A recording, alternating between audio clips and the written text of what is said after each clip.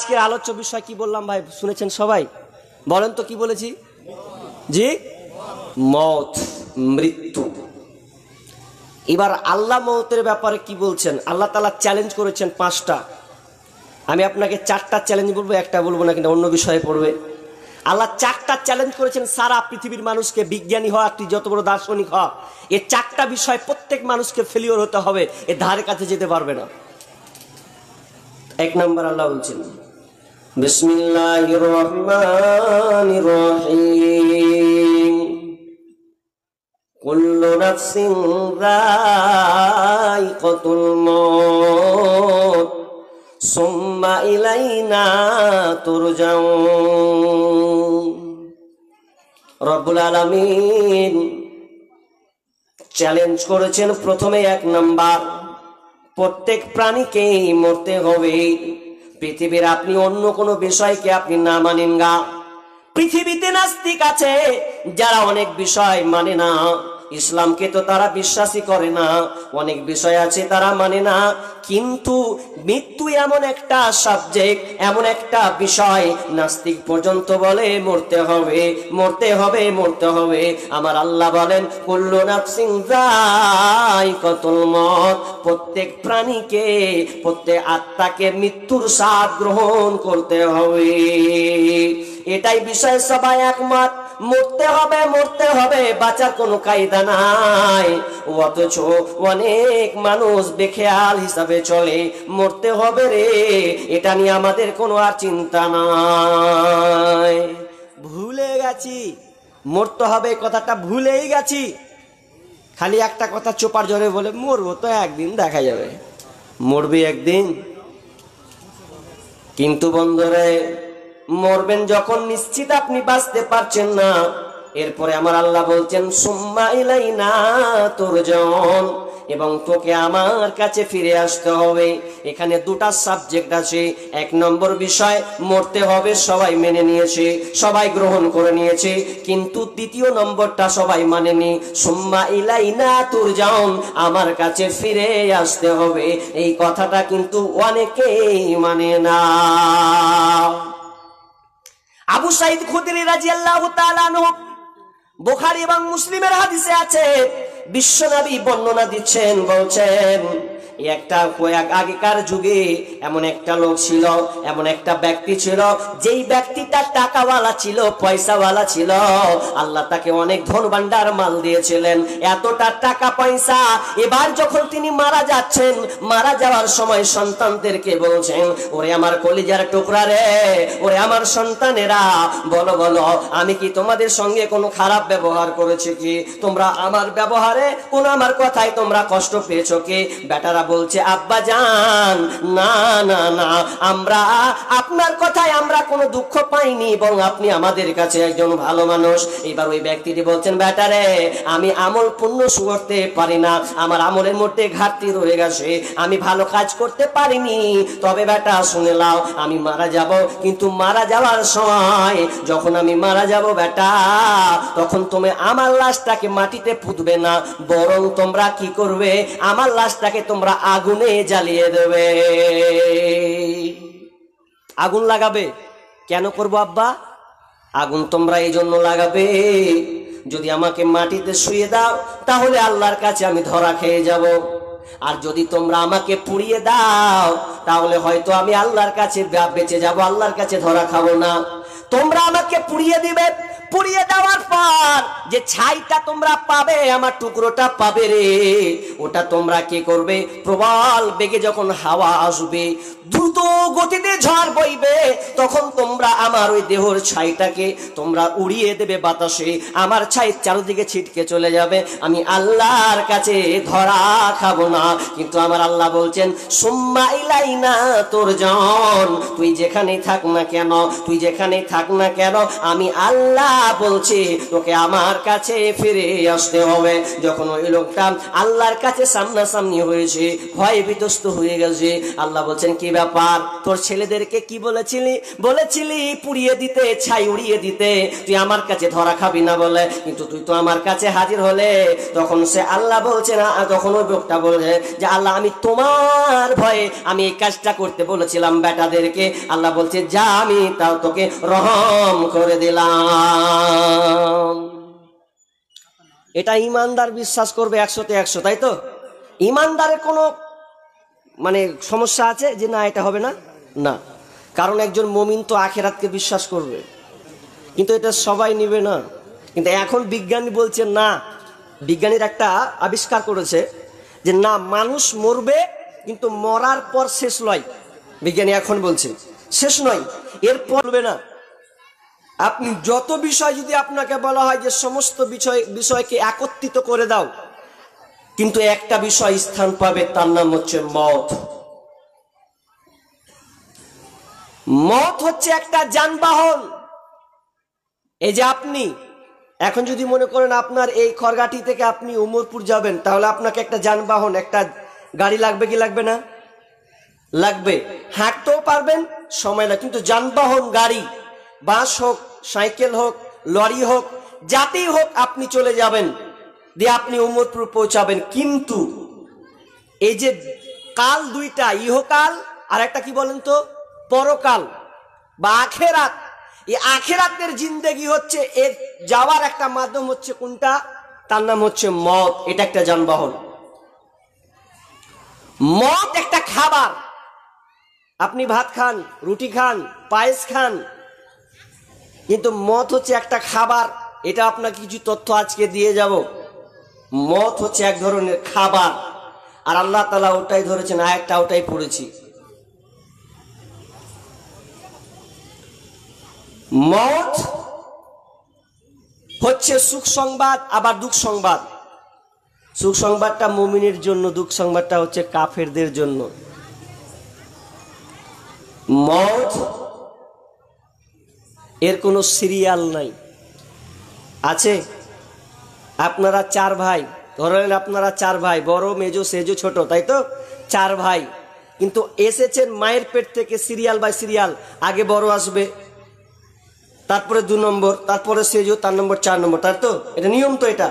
কিন্তু যাওয়ার ব্যাপারে কোনো সিরিয়াল আছে? এরকম ঘটনা ঘটেছে যে 3 ভাই ছোট ভাইয়ের লাশ খাট ধরে নিয়ে কবরে নিয়ে যাচ্ছে। আশ্চর্য একটা বিষয়, তার নাম হচ্ছে মওত। এই মওত আপনার সমস্ত কিছুকে কেটে দিতে পারে। মওত চিনে না বড়লোক গরিব, মওত চিনে না আপনি মাস্টার, আপনি ব্যারিস্টার, আপনি উকিল, আপনি মওলানা, আপনি বক্তা। মওত এগুলো চিনে না। মওত আশ্চর্য একটা সাবজেক্ট। যদি আপনি ভাবেন, সে বিষয় নিয়ে আমি আপনাদের সামনে কিছু বলার চেষ্টা করছি। জমি আছে, বিল্ডিং, ব্যবসা, লেনদেন সবকিছু আছে, কিন্তু যেদিন আপনি মরবেন, যেদিন আপনি মারা যাবেন, যখন আপনি মরে যাবেন আর আপনার কাছে কিছু থাকলো না, আপনাকে সাদা কাফন পরাবে। যেদিন আপনি মারা যাবেন সেদিন আপনার জমি জায়গা, ব্যালেন্স, টাকা পয়সা খাবে লোকে। লোক বলতে আপনার ছেলে মেয়েরা খাবে। যেদিন আপনি মারা যাবেন সেদিন আপনার ধন সম্পদ খাবে লোকে। আর যেদিন আপনাকে কবরে রাখা হবে রে, সেদিন আপনার লাশটা খাবে পোকাতে। আবার রিপিট করছি কথাটা, আপনার দুনিয়ার ধন সম্পদ, টাকা পয়সা খাবে লোকে। আর যেদিন আপনাকে কবরে রাখা হবে সেদিন আপনার দেহটা খাবে পোকাতে। অতএব আপনি টাকা নিয়ে গম্ভীরতা করিয়েন না, আল্লাহ রাস্তায় দিতে শেখুন। কারণ যারা খুব কম আপনার কিনা কৃপণতা করে, দান দিতে অলসতা করে, আল্লাহ সুবহানাহু ওয়া তাআলা তাদের ব্যাপারে কোরআনে আয়াত তুলে ধরেছেন সূরা মুনাফিকুনে, ওয়ানফিকু মিম্মা রাযাকনাকুম মিন ক্বাবলি আন ইয়াতিয়া আহাদাকুমুল মাউত ফায়াকুলা রাব্বি লাউলা আখখারতানি ইলা আজালিন করিব। মানুষ যখন মারা যাবে, শেষের কান্নাটা আল্লাহ তাআলা তুলে ধরেছেন। যখন মানুষ মারা যাবে, কোনো মা মারা যাবে, কোনো ভাই মারা যাবে, কোনো বন্ধু মারা যাবে, সেই দিন কানবে। ওই কান্নাটা সারা পৃথিবীর কেউ শুনতে পাবে না। মা শুনতে পাবে না, প্রাণের স্বামী শুনতে পাবে না, আমার প্রিয় মেয়েটা শুনতে পাবে না। ওই কান্না কান্নাটা 7 আসমান থেকে আল্লাহ দেখবেন, কান্না। আর সে বলবে ফায়াকুল রাব্বি লাউলা আখরতানি ইলা আজালিন করিব, মাবুদ গো, মাওলাজি, আপনি আমাকে একটু সময় দাও। আল্লাহ বলেন কি সময়, কি করবি তুই সময় নিয়ে? তো বললে ফাসাদ্দাকা ওয়া কুম মিনাস সালিহিন। সেদিন আল্লাহকে বলবে, আল্লাহ রে, 2টা কাজ করব, আমি আর পাচ্ছি না আল্লাহ, আমি মরে যাচ্ছি, কিন্তু 2টা সময় যদি আমাকে দাও আল্লাহ, আমি আর কিছু তোমার কাছে চাই না। আল্লাহকে বল, বারবার বলে ফাসাদ্দাকা ওয়া কুম মিনাস সালিহিন। প্রথম নম্বর বলবে, আল্লাহ আমি সত্যবাদীদের অন্তর্ভুক্ত হয়ে যাব। প্রথম বলবে ফাসাদ্দাকা, সত্যবাদীদের অন্তর্ভুক্ত হব। ওয়াকুম মিনাস ফাসাদ্দাকা মানে আল্লাহ আমি সাদাকা করব। ওয়াকুম মিনাস সালিহিন, এবং সত্যবাদীদের অন্তর্ভুক্ত হয়ে যাব। 2টা কথা বলবে। প্রথমে বলবে আল্লাহ দান করব, একটু সময় দাও। কেন? মুহাদ্দিস কিরাম বলছেন, কেন একটা মানুষ মরতে গিয়ে দানের কথা ধরবে?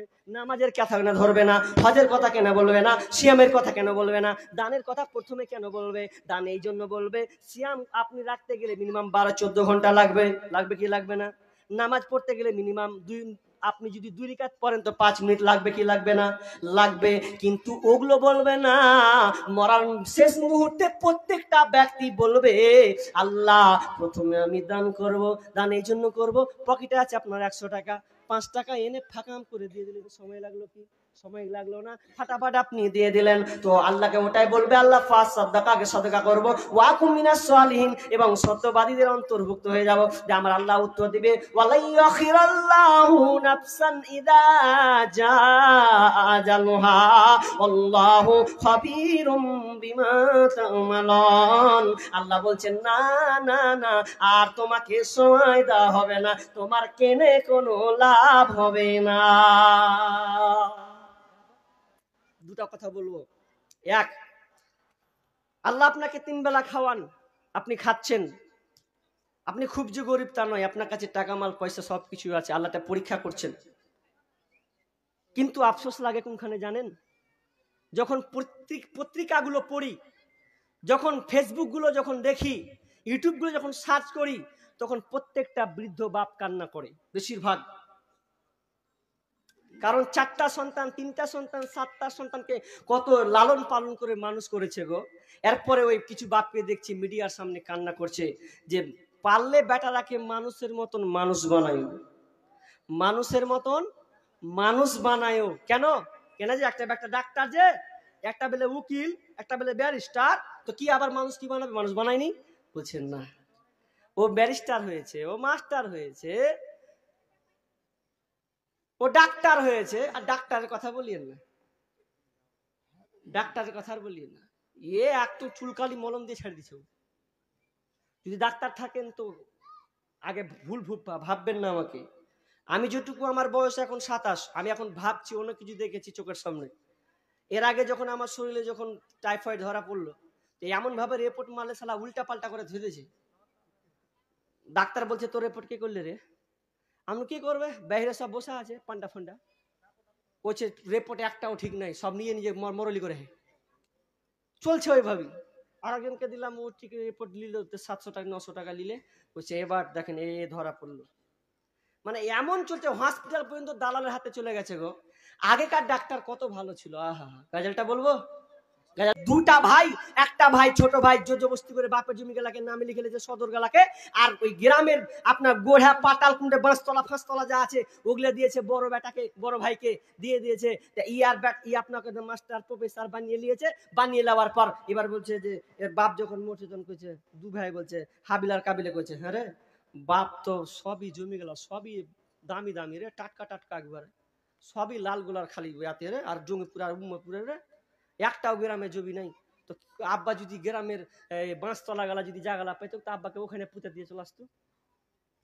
বাপ বলছে, হ্যাঁ আমি এতটি জমি দিন রে, তোর গেলে কোন রে? আর তোরা ফের কইছিস বাপ ঠিক কাজ করেনি, মানে বাঁশতলা গালা যদি পাইতো টাকা পুঁতে দিতি, তোর কাছে জমি এত দামি হয়ে গেল। তখন কইছে, আল্লাহ আমার ভাইয়ের জমিকে মেরে দিয়েছিল, তুমি ক্ষমা করে দাও। এইরকম হালাত আপনাদের হবে। যদি মনে করেন নিজের হাতে দান করতে শিখুন, ছেলের আওতায় পড়িয়েন না। একটা সঙ্গীত লিখেছিলাম, পালের শেষের দিকে যদি টাইম পাইতে বলে দেব, ছেলেদের ব্যাপারে, মানুষ করার ব্যাপারে। তো কথাটা হচ্ছে এই যে আপনি বেঁচে আছেন, এখনই দান করুন। একটা বুড়িমা, ওয়াজ করছি, ওয়াজ করতে করতে একটা বুড়িমা, মানে একটা আমার কাছে না, একটা মনোগল্প করছেন যে একটা মেয়ে নাকের, কানের, গলার, হাতের বালা যা ছিল, একটা ওর আপনার রুমাল ছিল, রুমালের সব কিছু নিয়ে এসে বলছে, লেন বলো না, সব দিয়ে দিনু। মন আশ্চর্য হয়ে গেছে, হ্যাঁ, গলার মালা দেখছি, হাতের বালা দেখছি, নাকের ফুল দেখছি, কানের দুল, নাকের ফুল, তো এত তুমি দিয়ে দিলে কেন? তোমার বেটা বেটি কেউ নেই? ওই বুড়ি মা বলছে, মৌলানা বেটা, আমার বেটাও আছে, বেটিও আছে, সবার বিয়ে দিয়ে দিয়েছি, বেটির বিয়ে দিয়েছি, বেটারাকেও দিয়ে দিয়েছি, জমি জায়গা সব দিয়ে দিয়েছি।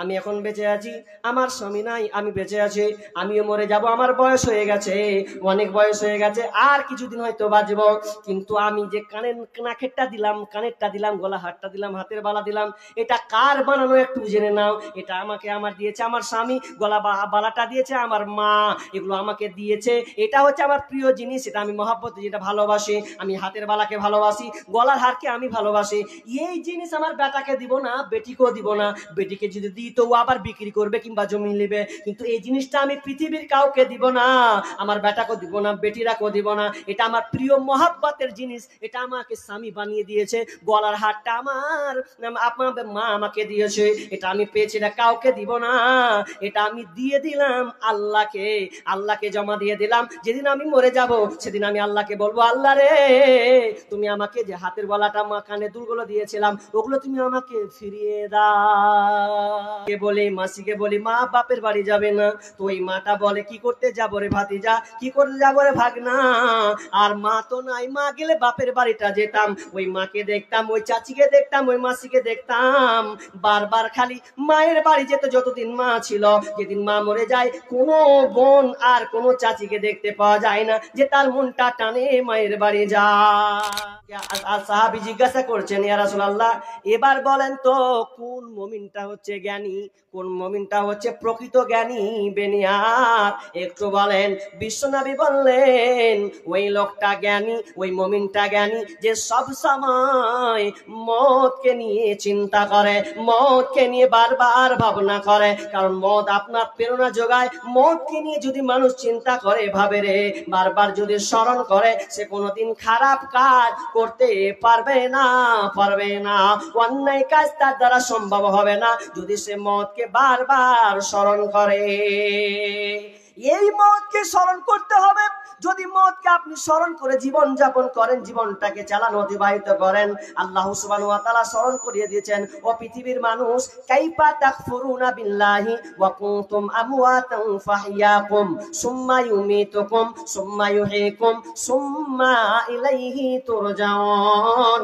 আল্লাহ সুবহানাহু ওয়া তাআলা বলছেন, তোমরা কিভাবে আমাকে অস্বীকার করো, অথচ তোমরা ছিলে কাইফা তাকফুরুনা বিল্লাহি ওয়া কুনতুম আমওয়াতান, তোমরা ছিলে মৃত, তোমরা আমওয়াতান ফাহইয়াকুম, মৃত্যু থাকার পর আমি তোমাদেরকে জীবিত করলাম, আমি তোমার জীবিত করলাম, এরপরে আবার তোমাকে মওত দেব, মওত মানে তুমি মরবে, আর মরবে, এরপরে আল্লাহ সুবহানাহু ওয়া তাআলা বলেন, সুম্মা ইউমীতুকুম সুম্মা ইউহয়িকুম, আবার তোমাকে জীবিত করা হবে, সুম্মা ইলাইহি তুরজাউন, এবং আমার কাছে ফিরে আসতে হবে।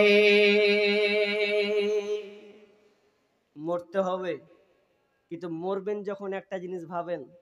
বুখারীর হাদিস বলছি, ভালো করে ধ্যান দিয়ে শুনেন। হাদিসটা কি?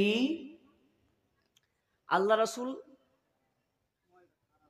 রাস্তা দিয়ে হাঁটছেন, তো রাস্তা দিয়ে হাঁটতে হাঁটতে হাঁটতে হাঁটতে কিছু একটা লোকের জানাজা হচ্ছে, দাফন হচ্ছে, তো দাফন যখন হচ্ছে, তো আল্লাহ রাসূল কি বললেন জানেন?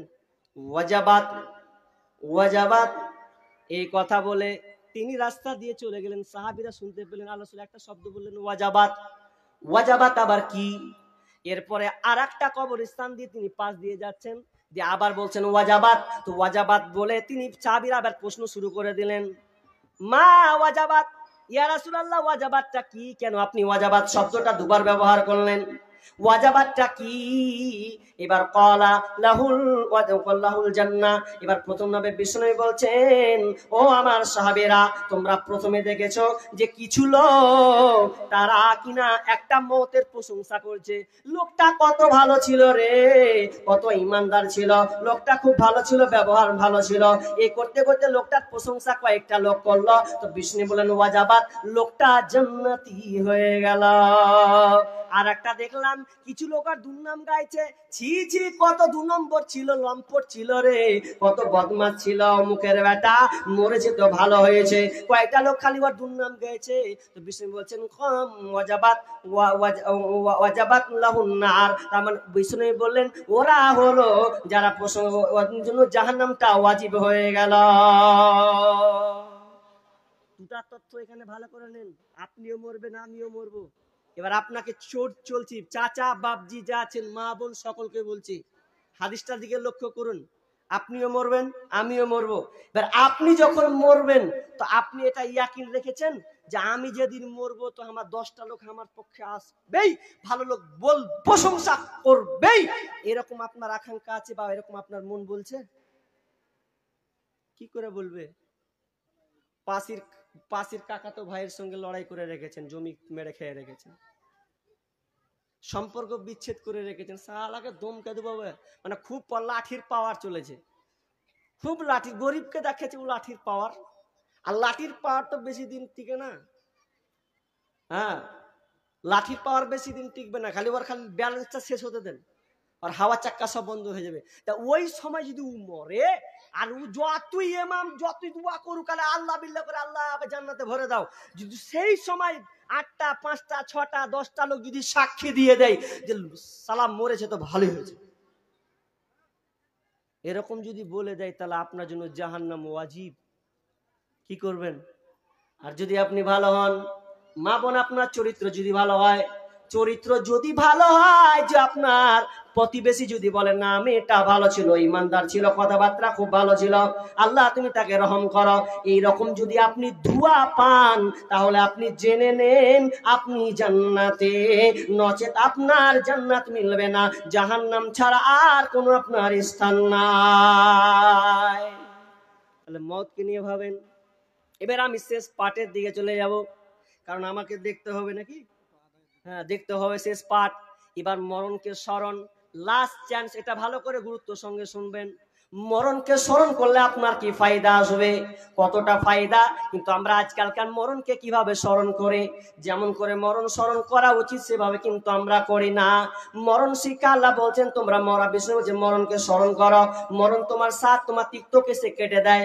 মত কত খাতারনাক জিনিস বন্ধুরে, সব সময় মতটাকে আপনি মনে রাখবেন, আর আপনি সব সময় আকাঙ্ক্ষা রাখবেন যেদিন আপনি মারা যাব রে মা বোন খালা, ভালো করে শোনো, যেদিন তুমি মারা যাবে যেন তোমার মুখ দিয়ে যেন হাসি আসে। প্রথমে যেদিন তুমি এসেছিলে ভাবে, তুমি মাত্র কেঁদেছিলে হেসেছিল সবে, প্রথমে যেদিন তুমি এসেছিলে ভাবে, তুমি মাত্র কেঁদেছিলে হেসেছিল সবে, এমন জীবন তুমি করিবে গঠন, মরিলে হাসিবে তুমি কাঁদিবে ভুবন। তুমি যখন জন্ম নিয়েছিলে তখন সবাই যখন ছিলে, আর আব্বা মা চাচা ভাতি আপনার কিনা মামা সবাই আনন্দ করেছিল, ভাগনা পেলাম, বাপ বলবে বেটা পেলাম, বোন বলবে ছোট ভাই পেয়েছে, সবাই হাসিতে আত্মহারা, আর আপনি কিন্তু ওই সময় কান্না করছিলেন। কিন্তু কিন্তু কবি বলছেন তা নয়, এবার তুমি দুনিয়াতে এসেছো, যেদিন তুমি মারা যাবে সেদিন তুমি কাঁদবে না, হাসতে হাসতে তুমি চলে যাবে। তবে শুনে লাও, হাসতে হাসতে যাবে, আর প্রতিবেশী যেন তারা কান্না করে, এই রকম আমল করে তুমি যাবে। হাসবেন, কিভাবে হাসবেন? আবু সাঈদ খুদরি হাদিসটি বর্ণনা করছেন, বিষ্ণু বলছেন যে যখন মানুষ মারা যাবে দুই ধরনের, এক গেলা ইমানদার, ইমানদার যদি হয় আল্লাহওয়ালা লোক হয়, ও নিজে নিজেই বলবে চ চ চ আমার লাশটাকে কবরের দিকে নিয়ে চল চল চল, এক মিনিটও এক সেকেন্ডও থাকবো না, এক সেকেন্ডও থাকবো না। আমার লাশটাকে নিয়েছ, আমি আল্লাহর সঙ্গে দেখা করব, আল্লাহর সঙ্গে মোলাকাত করব রে।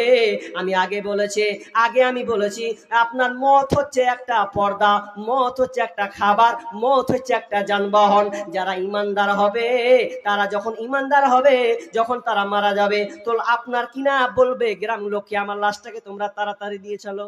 এই ভেজাল দুনিয়াতে তোমরা রাখিও না, আমাকে জলদি করে কবরস্থানে রেখে এসো, এক মতো বিলম্ব করবে না। ওই জন্য আলী রাদিয়াল্লাহু তাআলা বলছেন, খবরদার সারা পৃথিবীর মানুষ রে, খবরদার 4 জায়গায় তোমরা মিস করবে না, দেরি করবে না। তার মধ্যে একটা জায়গা তোমরা দেরি করবে না, সেই জায়গাটা হচ্ছে যখন মানুষ মারা যাবে। খবরদার কাফন করতে গিয়ে তোমরা বিলম্ব করবে না। ভালো মানুষ মরেছে বিলম্ব নয়, খারাপ মানুষ হলেও বিলম্ব নয়। কেন? কিন্তু আজকাল আমাদের উল্টা হয় না গো, উল্টা হয় না? উল্টাই তো হচ্ছে। মানুষ সকালে মরছে, যখন রাতে তার পরের দিন দাফন দিচ্ছে। বেশিরভাগ ক্ষেত্রে এটা হয়। কেন হয়? যে বেটা নেই, বলছে ছোট বেটা নেই, কোনটা গেছে? বলছে দিল্লি। কোথায় গেছে? বলছে কলকাতা। কখন আসবে? বলছে 8 ঘন্টা লাগবে, 6 ঘন্টা লাগবে। তো 8 ঘন্টা 6 ঘন্টা লাগলো তো কি হলো, কিন্তু লাশটা তাড়াতাড়ি দাফন করে দাও। কিন্তু আমাদের উল্টা, ওই কোথায় কোথায় ভাতিজা আছে, কোনটা কোথায় আর বেটা আছে, তো রাখছে লাশটাকে 10 ঘন্টা 12 ঘন্টা 14 ঘন্টা রেখে দিচ্ছে। আচ্ছা আপনি বলেন তো ও সময় কি কমে গেছে? ও তো আমি কি জানি। যাই হোক, তো লাশটাকে আপনার কিনা রাখছে, তো এত লেট করছে, তো লেট করতে করতে করতে করতে এবার বলছে কি ব্যাপার লাস্ট লেট হচ্ছে কেন? বলছে অমুকের ছোট বেটা যে বাইরে আছে। তা আমার কথা হলো, ছোট বেটা বাইরে আছে তো সমস্যা কি? দাফন দিয়ে দেন, পরে এসে দোয়া করবে। না করছে যে মুখখানটা না দেখলে হয়। আচ্ছা মুখখানটা দেখেও কি করবে? আর তো মুখখানটা একটা উদাম করবে, করে দিয়ে হয়তো 2-1 মিনিট কানলো, আর বাপ বেঁচে আলো না। কি দরকার আছে? আপনি লাস্টে আটকে দিলেন 10 ঘন্টা 12 ঘন্টা, সুন্নাতের 12টা বাজিয়ে দিলেন আপনি। এটার দিকে আপনার খেয়াল নাই না। আপনি দাফন করে দিন, ভালো ব্যক্তি আছে দাফন করে দাও, খারাপ ব্যক্তি আছে জাহান্নামে লকড়িকে ভরে দাও, লেট করা যাবে না। বিশ্ব আবু সাইদ কুরজি বলছেন, ভালো লোক হলে ওই আপনি বলবে চলো চল, আর খারাপ লোক যদি হয় সে বলবে খবরদার আমাকে নিয়ে যাস না, রাখ।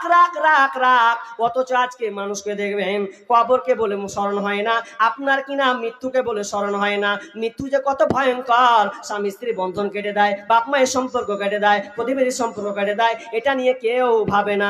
খালি শুধু এখন খালি ফেসবুকে একটা ভাইরাল, খালি খুব দেখতে পাচ্ছি, ও যে রাসেল ভাইপার ধরেছে। রাসেল ভাইপার বুঝেছেন? সাপ এক প্রকার। আর একজনা কমেন্ট দেখে আমার মাথা খারাপ, মানে কুরবানি হলো কিনা, তো কুরবানি কইছে কুরবানি যখন হয়েছে তখন একটা হিন্দু লোক কমেন্ট করেছে, বলছে মা তোকে বাঁচাতে পারলু না গে। তো ফের গাইলো বলদ বেটা ছেলেকে মা কইছে। ছবিটা দেখেছেন ভালো করে? তো ওখানে কমেন্ট করে লিখেছে, ওটা একটা গেল। ফের আজকে একটা কমেন্ট দেখছি, কইছে আমাকে মাকে ওরা কুরবানি করে খেয়ে নিলে, তো ওই লেগা বাংলাদেশে রাসেল ভাইপার পাঠালছে খালি মুসলিমকে মারার লেগে। মানে একজনে কমেন্ট করে লিখেছে, আমি বলছি ভাই পুরা কপাল। রাসেল ভাইপার এত আতঙ্ক হয়েছে বাংলাদেশে এখন, বুঝছো কত যে রাসেল ভাইপার মানুষ মরছে। রাসেল ভাইপার কত ভয়ঙ্কর ফেসবুকে আপনি দেখছেন। বলছে অন্যান্য সাপ পালিয়ে যায় মানুষ দেখলে, কিন্তু রাসেল মানুষ দেখলে পালাই না, বরং ওকে ধাওয়া করছেন। যে শক্তিশালী ওই ব্যক্তি নয়, শক্তিশালী বাহাদুর ওই নয়, শক্তিশালী ওই ব্যক্তি যে তার রাগকে কন্ট্রোল করে, রাগকে দমন করে, ধৈর্য ধারণ করে নেয়। শক্তিশালীকে এটা খুব কঠিন কাজ, শক্তিশালী খুব কঠিন কাজ।